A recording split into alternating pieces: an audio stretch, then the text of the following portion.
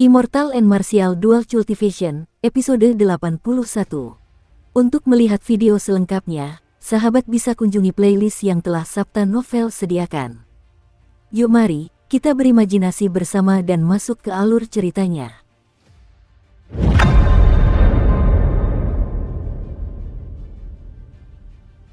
Aku mendengar murid inti terkuat kedua dari puncak Wanren, Quicksaber Lin Feng, mengatakan bahwa selama Xiao Chen muncul, dia akan datang untuk menyelesaikan urusan dengannya. Aku melihat beberapa murid puncak Wanren pergi tadi, mereka pasti akan memberitahu Lin Feng. Akan ada pertunjukan yang bagus nanti. Bahkan setelah mendengar semua itu, Xiao Chen tidak terlalu memperhatikannya.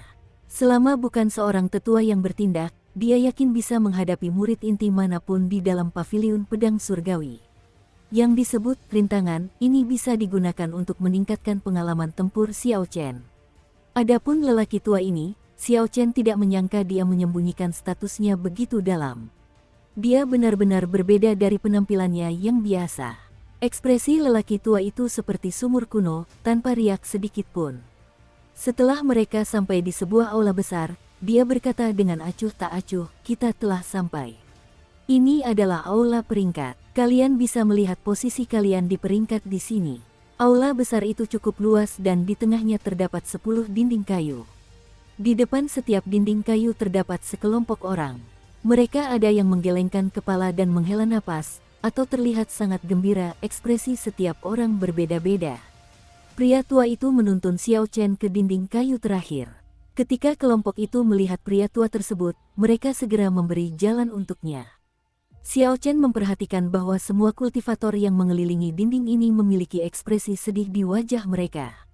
Paviliun pedang surgawi memiliki total 5.000 murid dalam. Jumlah ini selalu tetap. Ke-5.000 murid ini semuanya memiliki peringkat. Yang ada di dinding yang kau lihat di sini adalah 500 murid dalam terakhir. Setelah perang peringkat akhir tahun, 500 murid dalam terakhir akan dicabut statusnya sebagai murid dalam, kata lelaki tua itu menjelaskan kepada Xiao Chen. Jadi, itulah alasannya. Tak heran jika para murid inti yang berkumpul di sini semuanya tampak murung. Itu karena sistem eliminasi paviliun pedang surgawi sangat kejam. Mereka akan mengeliminasi 500 murid inti setiap tahunnya. Xiao Chen memandang dinding kayu itu. Dinding itu memiliki 10 baris, dan setiap baris memiliki 50 token kayu. Setiap token kayu mewakili seorang murid inti. Pada token kayu itu, tertera nama murid inti, tingkat kultivasi, puncak, dan informasi dasar lainnya. Xiao Chen mencari sebentar sebelum akhirnya menemukan token kayunya. Token kayu Xiao Chen diletakkan di posisi yang sangat mencolok, di ujung baris terakhir. Itu berarti dari seluruh 5.000 murid inti, dia berada di peringkat terakhir. Kata-kata puncak King Yun, Ye Chen, guru besar bela diri tingkat rendah tertera di token tersebut. Tetua eksekutif aula sumbangan menyingkirkan token kayu Xiao Chen dan token kayu di seluruh dinding langsung bergeser. Semua token kayu di dinding kayu telah mundur satu langkah. Pria tua itu mengambil token kayu milik Xiao Chen dan berjalan ke dinding kayu lainnya, lalu meletakkannya di posisi terakhir baris terakhir. Peringkat Xiao Chen naik 500 peringkat sekaligus. Kerumunan pun menjadi heboh. Mereka belum pernah melihat siapapun meningkatkan peringkatnya sebanyak 500 peringkat sekaligus sebelumnya. Itu tidak adil, aku sudah bekerja keras melakukan misi sekte dan mengumpulkan kekuatanku. Namun, aku bahkan tidak bisa naik 10 peringkat dalam sebulan. Mengapa dia bisa melompat 500 peringkat sekaligus? Benar sekali, aku menghabiskan berbulan-bulan berlatih keras, tetapi aku hanya mampu menantang orang-orang yang berada 10 peringkat di atasku. Peringkat tertinggi yang pernah kudapatkan hanya 10 peringkat. Bagaimana dia bisa naik 500 peringkat sekaligus? Ekspresi lelaki tua itu tidak berubah. Ia perlahan berbalik dan memandang kerumunan orang. Semua obrolan langsung berhenti dan suasana menjadi sangat sunyi.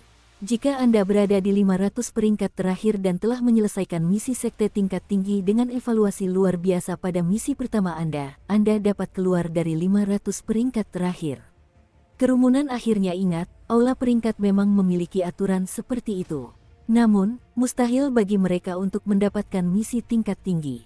Satu-satunya yang bisa mereka dapatkan adalah misi yang dikategorikan berbahaya. Mendapatkan evaluasi luar biasa juga sangat sulit. Jadi, untuk waktu yang sangat lama, tidak ada seorang pun di dalam paviliun pedang surgawi yang menaikkan peringkat mereka menggunakan metode seperti itu. Itulah sebabnya kerumunan menjadi sangat marah.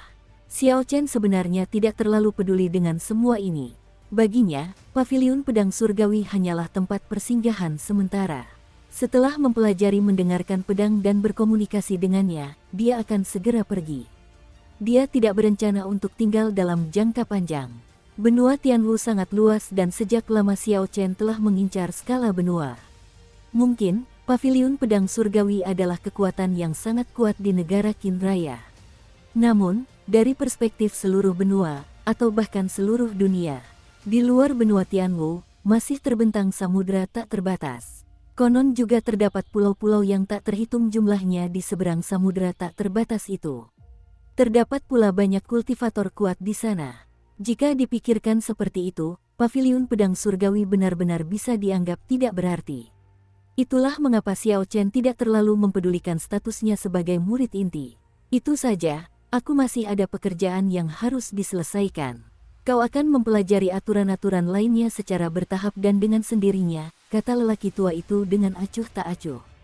Sebelum pergi, ia menatap Xiao Chen dengan penuh arti dan berkata, aku akan menyampaikan beberapa kata terakhir.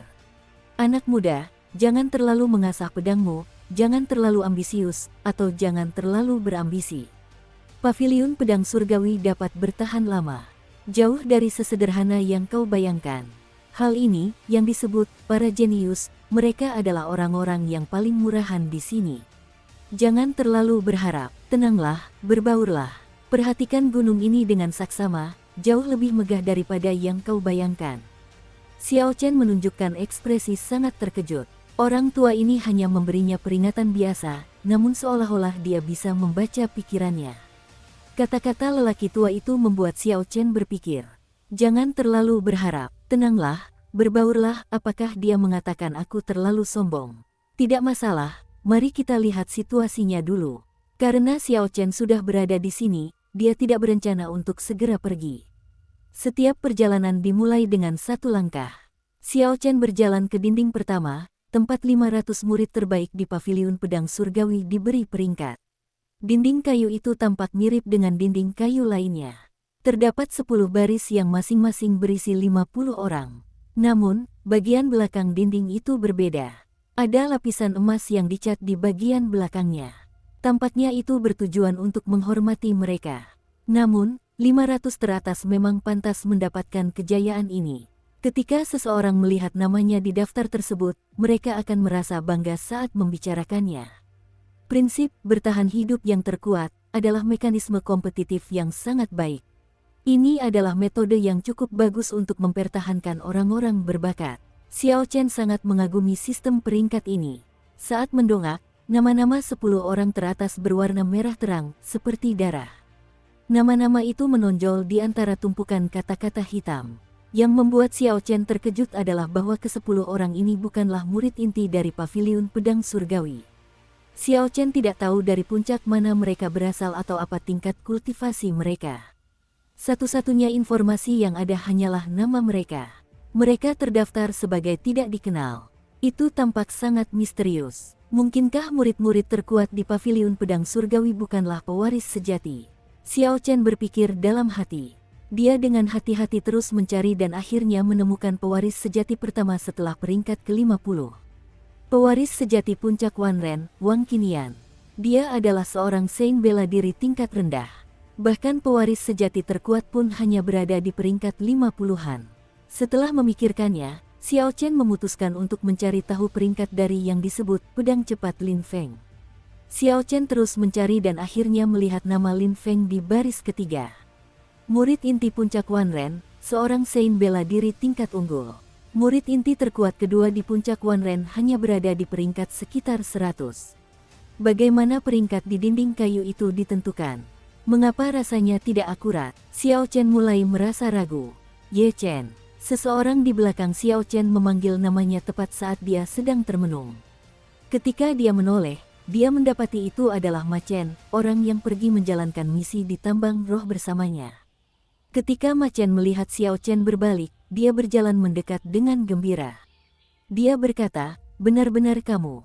Adik Ye Chen, aku sudah tidak melihatmu selama lebih dari sebulan. Aku kira sesuatu telah terjadi padamu. Ketika Xiao Chen melihatnya, dia merasa sedikit menyesal. Dia menjelaskan kepadanya mengapa dia terpaksa membuatnya pingsan hari itu dan bahwa dia tidak memiliki niat jahat dalam melakukannya. Ma Chen menepisnya dan berkata, "Tidak perlu disebutkan, saya mengerti situasinya. Ngomong-ngomong, dukungan yang Anda miliki sangat kuat. Tuan Paviliun Muda sendiri yang mengirim seseorang untuk mencari Anda." Xiao Chen merasa ada yang aneh. Dia bertanya, "Kau tahu tentang masalah ini? Apakah ada orang lain yang mengetahuinya?" Ma Chen menggelengkan kepalanya. "Seharusnya tidak ada orang lain. Aku sendiri baru muncul sekitar setengah bulan yang lalu. Aku tidak tahu apa yang terjadi di tambang roh. Aku terisolasi untuk waktu yang lama." Mereka berdua terus mengobrol untuk sementara waktu dan Xiao Chen sedikit memahami apa yang telah terjadi setelah dia pergi. Peristiwa di tambang roh tidak menyebar luas. Segala sesuatu di Paviliun Pedang Surgawi berjalan seperti biasa. Tidak seorang pun di luar yang tahu bahwa sebulan yang lalu, sebuah peristiwa mengejutkan telah terjadi di bawah tanah, sebuah peristiwa yang berpotensi menjadi ancaman bagi seluruh Paviliun Pedang Surgawi. Tiba-tiba, Xiao Chen menyadari bahwa Ma Chen telah berada di Paviliun Pedang Surgawi lebih lama darinya. Dia seharusnya tahu apa yang terjadi dengan peringkat tersebut. Jadi dia menanyakan keraguan yang dimilikinya kepada Ma Chen. Ma Chen tertawa sejenak sebelum menjawab, "Itu sangat normal. Pewaris sejati dari 7 puncak besar diwariskan melalui garis keturunan Master Puncak. Itu bukan hasil dari bakat. Terkadang, kekuatan seorang pewaris sejati bahkan lebih lemah daripada murid inti biasa." Xiao Chen berkata dengan heran, apakah orang-orang mampu menerimanya jika mereka menjadi Master Puncak? Dukung terus channel YouTube Sabta Novel. Jika seorang Master Puncak lebih lemah daripada seorang tetua inti, Xiao Chen sulit membayangkan bagaimana orang itu mampu mengelola puncak sebesar itu. Mereka tidak akan melakukannya. Namun, orang seperti ini langka. Selain itu, setiap puncak memiliki metode pewarisan sendiri. Master Puncak lama selalu dapat mewariskan kultivasinya kepada ahli warisnya sebelum mereka meninggal. Ma Chen melanjutkan penjelasannya. Adapun 10 orang teratas, mereka benar-benar 10 orang terkuat. Mereka sering berlatih di luar dan jarang kembali. Jadi wajar jika kita tidak mengetahui tingkat kultivasi mereka. Aku pernah melihat mereka sebelumnya di perang peringkat tahun lalu. Ke-10 orang ini sangat kuat, reputasi mereka memang pantas. Beberapa dari mereka mampu menyerang lawan yang beberapa tingkat kultivasinya lebih tinggi dari mereka. Selain itu, cara mereka berkultivasi berbeda dari murid inti biasa. Mereka semua berbondong-bondong ke kamp pedang ilahi. Jadi itulah sebabnya lelaki tua itu memberitahu Xiao Chen bahwa Paviliun Pedang Surgawi tidak kekurangan para jenius. Jika 20 orang teratas semuanya seperti yang digambarkan Ma Chen, maka kata-kata lelaki tua itu sama sekali tidak berlebihan. Siapa lagi yang lebih jenius daripada seseorang yang mampu melampaui tingkatan kultivasi dan mengalahkan lawannya? Setelah Ma Chen menjawab pertanyaan Xiao Chen, dia melanjutkan menjelaskan kepadanya situasi perubahan peringkat. Selain melakukan pelatihan atau misi, seseorang juga dapat menantang orang-orang di peringkat yang sama untuk mengubah peringkat mereka. Artinya, tantangan tertinggi yang bisa diberikan adalah kepada murid inti yang berada 49 peringkat di atas mereka. Setiap orang berhak menantang satu orang setiap bulan. Orang yang ditantang dapat menolaknya. Namun, pada tanggal 15 setiap bulan, jika seseorang menantang Anda pada hari ini, Anda harus menerimanya. Jika tidak, itu akan dianggap sebagai kekalahan dan secara otomatis dianggap sebagai kekalahan. Tentu saja, faktor terpenting adalah perang peringkat akhir tahun yang diadakan sekali setahun. Pada saat itu, seluruh Paviliun Pedang Surgawi akan mengadakan perang besar di antara para murid inti. Semua poin yang dikumpulkan dalam perang merupakan faktor penting dalam menentukan peringkat. Tentu saja, peringkat awal Anda juga penting, seperti poin yang telah Anda peroleh. Namun, jika peringkat seseorang terlalu jauh tertinggal, pada akhirnya akan sia-sia. Penjelasan Ma Chen sangat rinci. Xiao Chen mengerti setelah dijelaskan sekali. Sekarang dia mengerti maksud lelaki tua itu ketika dia menyuruhnya untuk tenang dan berbaur. Ini mungkin berarti dia harus bergabung dalam permainan kompetitif ini. Xiao Chen berpikir demikian dalam hati.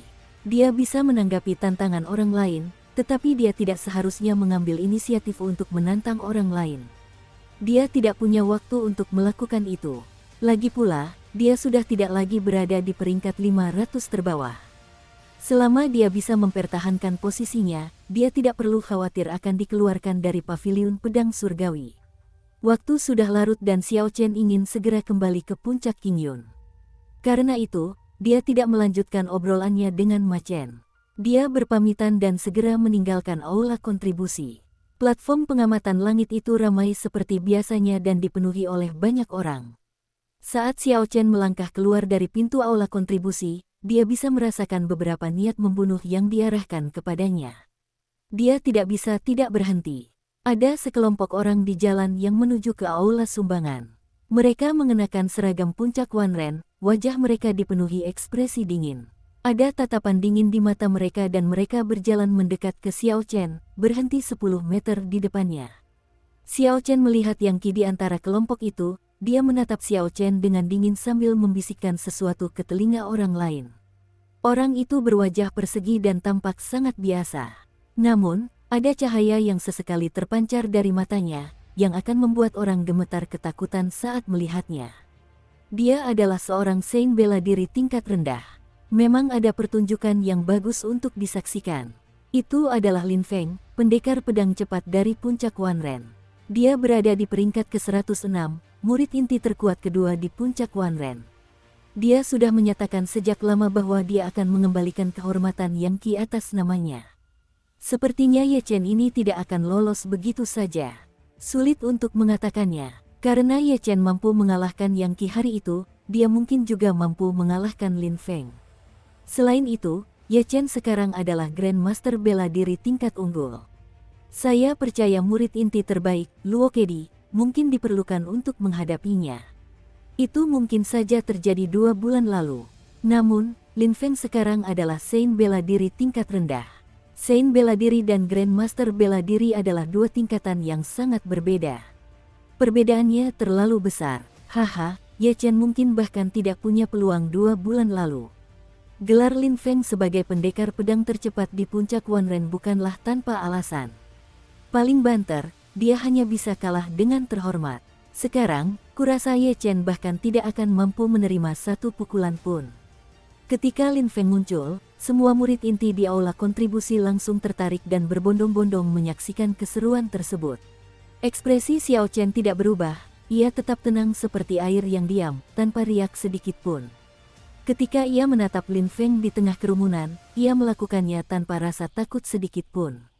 Lin Feng melangkah maju beberapa langkah dan berdiri di hadapan Xiao Chen. Ia berkata dengan suara dingin, 2 bulan lalu, apakah kau melukai banyak muridku di puncak Wanren? Benar sekali, kata Xiao Chen dengan acuh tak acuh. Aura Lin Feng perlahan meningkat saat dia meletakkan tangan kanannya di gagang pedangnya. Dia menatap Xiao Chen sambil berkata, aku akan memberimu kesempatan untuk menjelaskan dirimu. Jika aku tidak puas, aku akan membalas luka mereka 10 kali lipat. Keahlian mereka tidak memadai, apalagi yang perlu dijelaskan. Tepat setelah Xiao Chen berbicara, dia melangkah maju tanpa disadari orang lain. Kakak, tepat setelah Xiao Chen berbicara, Lin Feng menghunus pedangnya dan cahaya dingin muncul. Kerumunan hanya melihat gambar yang buram, mereka bahkan tidak berhasil melihat seperti apa bentuk bilah pedang itu. Bang! Namun, sesuatu yang tidak diduga oleh kerumunan itu terjadi. Mereka awalnya mengira Xiao Chen akan langsung dikalahkan oleh serangan pedang secepat kilat itu, dan darahnya akan mengalir deras. Namun, kenyataannya, Lin Feng memuntahkan seteguk darah. Terdengar suara berderak dari dadanya dan dia jatuh ke tanah. Pedangnya terlepas dari tangannya. Xiao Chen melangkah maju dan menginjak Lin Feng dengan keras, yang sedang berusaha berdiri. Terdengar suara retakan lagi dan beberapa tulang rusuk Lin Feng patah. Lin Feng mengerang kesakitan. Dia menunjuk ke arah Xiao Chen dan berkata dengan nada tidak puas, kau.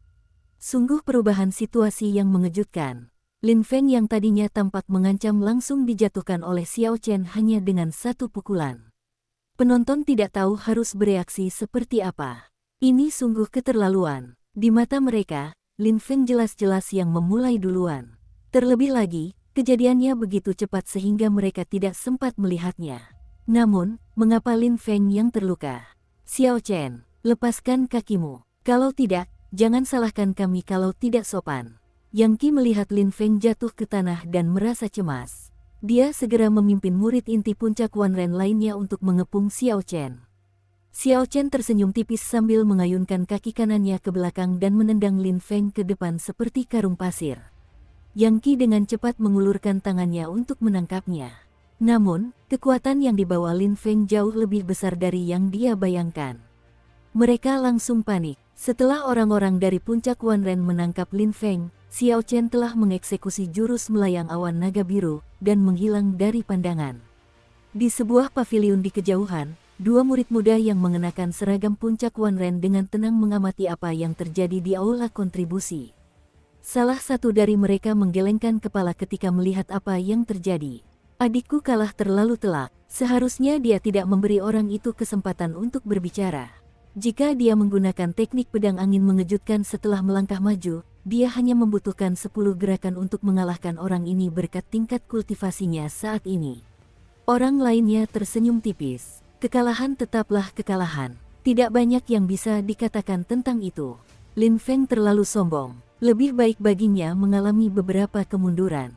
Adik Luo, bagaimana pendapatmu tentang Ye Chen?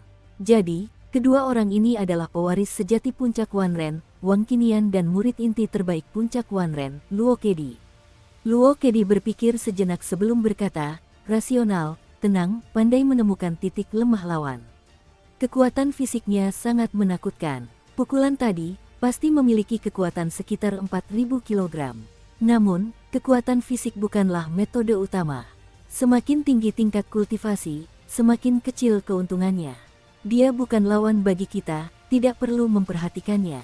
Wang Qinian tersenyum lembut dan berkata, orang ini jauh lebih kuat dari yang kau bayangkan. Jika kau melawannya tanpa menggunakan kartu andalanmu, kemungkinan kemenanganmu hanya 50%. Apa maksudmu? Wang Qinian berkata dengan acuh tak acuh, kau hanya memperhatikan kecepatan pukulannya dan kekuatannya. Namun, kau tidak memperhatikan aspek lainnya. Disitulah dia benar-benar bersinar. Saat menjawab pertanyaan Lin Feng, dia melangkah maju 2 langkah secara halus. Ini persis jarak terjauh yang bisa dicapai pedang Lin Feng saat dia menghunusnya. Selain itu, dia tidak langsung menyerang setelah berbicara. Dia menggunakan suara dan kecepatannya untuk menciptakan pengalihan perhatian. Hal itu menimbulkan kesan bahwa dia menyerang bersamaan dengan Lin Feng tepat setelah berbicara. Sebenarnya, dia sudah menyerang ketika dia baru mengucapkan 2 kata terakhir. Lebih jauh lagi, Lin Feng menyerang setelah dia berbicara.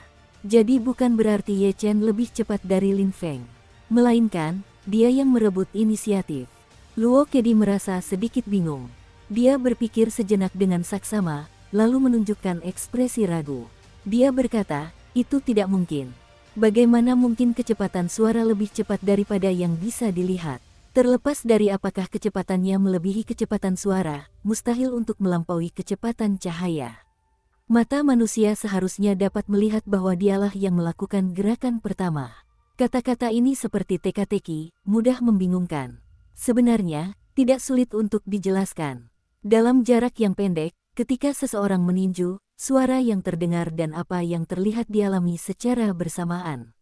Namun, jika kecepatan orang ini melebihi kecepatan suara, maka pemandangan yang sangat aneh akan terlihat.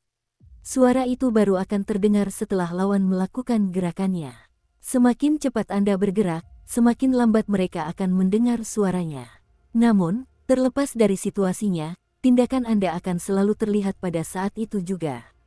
Itulah mengapa Luo Kedi merasa perkataan Wang Qinian sangat bertentangan. Bagaimana mungkin Xiao Chen menentang hukum fisika ini? Membuat seseorang mendengarnya sebelum mereka melihatnya. Wang Qinian tersenyum tipis. Suara yang kau dengar mungkin bukan berasal dari mulutnya. Apakah maksudmu suaranya sampai ke telinga melalui cara lain? Luo Kedi sepertinya mengerti sesuatu. Dia menatap Wang Qinian dengan terkejut. Wang Qinian mengangguk. Benar. Namun, itu tidak ditransmisikan ke telinga. Sebaliknya, itu ditransmisikan langsung ke otak. Ketika dia mengucapkan 2 kata terakhir, mulutnya tidak bergerak. Ini adalah penerapan kekuatan jiwa. Aku pernah bertemu dengan seorang ahli dalam menggunakan kekuatan jiwa di tanah tandus kuno. Orang itu bahkan lebih menakjubkan daripada Xiao Chen. Dia tidak hanya bisa mengirimkan suara, dia bahkan bisa mengirimkan gambar langsung ke otak orang lain. Paviliun Pedang Surgawi, Puncak Qingyun. Xiao Chen tak kuasa menahan napas saat menatap puncak gunung yang sudah dikenalnya. Baru 2 bulan berlalu, tapi ia sudah merindukannya. Ketika Xiao Chen melihat ke kejauhan, dia melihat sekelompok orang berdiri di kaki puncak. Mereka menyipitkan mata ke kejauhan. Xiao Chen memiliki penglihatan yang sangat tajam, dia menemukan Liu Ruyue, Liu Suifeng, Cao Yang, dan Xiao Chen semuanya berdiri di sana. Saudara Ye, kau akhirnya kembali. Ketika Liu Suifeng melihat Xiao Chen, dia maju dan memukulnya dengan keras. Kakak Ye, apa kau baik-baik saja? Cao Yang dan Xiao Meng menyambut Xiao Chen dengan senyuman. Xiao Chen menyapa semua orang. Ketika melihat ekspresi antusias semua orang, hatinya terasa hangat. Wajah menawan Liu Ruyue memperlihatkan senyum tipis saat ia berdiri tenang di sudut ruangan. Ia telah meminum pil penumbuh kecantikan yang diberikan Xiao Chen. Kini ia tampak lebih cantik dari sebelumnya, membuat orang-orang tak berani menatap matanya secara langsung. Auranya tampak tenang dan, dibandingkan masa lalu, kehilangan ketajamannya. Namun, kini auranya tampak semakin sulit dipahami. Ia telah menyerap esensi vitalitas langit dan bumi yang diberikan Ao Jiao kepadanya. Saat ini, ia hanya selangkah lagi untuk naik ke tingkat Raja Bela Diri. Kakak Ruyue, aku telah membuatmu khawatir, kata Xiao Chen dengan tulus setelah berjalan mendekat. Liu Ruyue telah turun ke tambang roh demi dirinya. Terlepas dari situasinya, dia harus berterima kasih padanya. Liu Ruyue mengamati Xiao Chen dengan saksama. Setelah beberapa saat, tatapan aneh muncul di matanya. Dia bertanya, apakah kau sekarang seorang Grandmaster bela diri tingkat tinggi? Ketika Liu Suifeng mendengar ini, dia terkejut. Dia mengamati Xiao Chen dengan saksama dan merasakan auranya semakin kuat. Dia seolah tidak bisa menembus pikiran Xiao Chen. Sebelum Xiao Chen menjalankan misinya, dia hanyalah seorang Grandmaster bela diri tingkat rendah puncak. Dalam 2 bulan, dia telah naik pangkat menjadi Grandmaster bela diri tingkat tinggi. Kecepatan ini tidak lebih lambat dari seorang kultivator dengan roh bela diri warisan bawaan. Ketika Liu Ruyue melihat Xiao Chen mengangguk sebagai tanda setuju, dia berkata, bagus sekali. Setelah setengah bulan, Paviliun Pedang Surgawi akan mengadakan ujian murid inti. Sepertinya kau akan berhasil tepat waktu. Pergilah dan istirahatlah dulu. Besok, aku akan secara resmi mengajarimu mendengarkan pedang dan berkomunikasi dengannya. Setelah Liu Ruyue berbicara, dia berbalik dan pergi. Dia tidak menanyakan Xiao Chen tentang pertemuannya di tambang roh. Xiao Chen menghela napas lega. Menjelaskan pertemuannya yang ajaib di dunia bawah tanah itu sulit. Jika Liu Ruyue menanyakannya, dia tidak akan tahu bagaimana menjawabnya.